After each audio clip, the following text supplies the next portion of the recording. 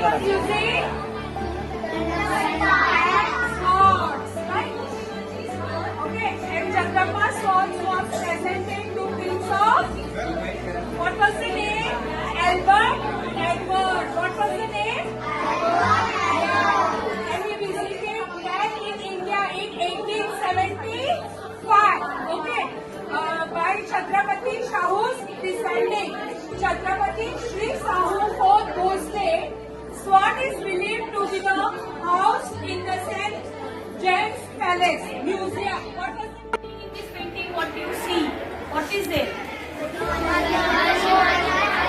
Okay, Shivaji Maharaj is taking the oath. The oath. In which temple? Very good. Shivaji Maharaj is taking the oath in the temple of Raireshwar. Oath means what? What is doing? Oath. Shapath. What he wants to establish? He wants to establish Swaraj. That's why he, with his friends, he takes the oath of Swaraj. Do you see? You know, Shivaji Maharaj was also called the father of the Indian Navy.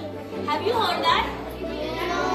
You have this chapter. You have this chapter at the last. Even 3.5 years ago, Shivaji Maharaj had brought this Indian Navy, which has attacked the enemies even by the seas.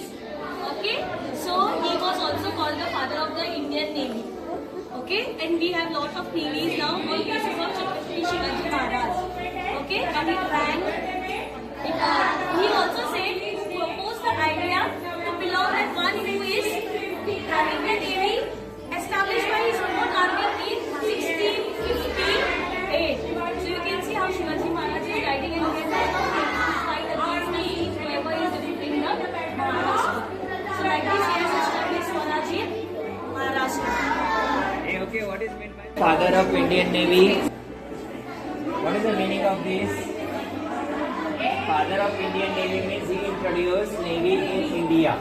Okay, in that 17th century, Indian people were not aware about the Navy, power of Navy. Okay, only the British people, Dutch people. Father of importance of Indian Navy, and he introduced Indian Navy. So he is called an armar. That in Marathi it is called armar. Shivaji Maharaj was having so many advanced ships were there, Galpati and everything. Okay, that pictures are there, models are there in the next. Okay, so you can see that one. So like this, his site was there, foresight was there. Of importance of